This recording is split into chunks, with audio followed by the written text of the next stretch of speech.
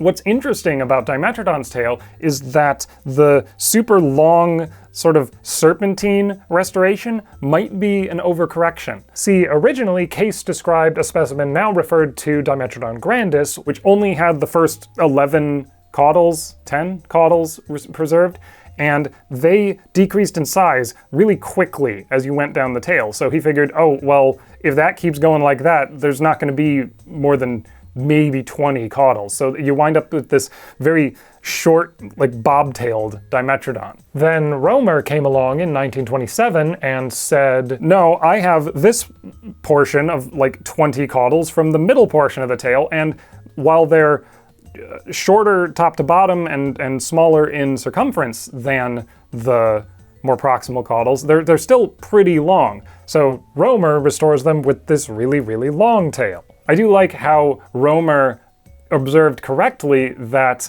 reasonable extrapolations from limited information can be overturned by new fossil data, but then in the very next sentence extrapolates and says, well, they don't seem to be slowing down, so I think that the tail extended well beyond the 40th caudal. Which in fairness, like, modern restorations still have 50 caudals. But if you scale Romer's medial portion of the tail to the size of those last few caudals on Case's specimen, you wind up with an animal with a lot of tail vertebrae, but a relatively short tail.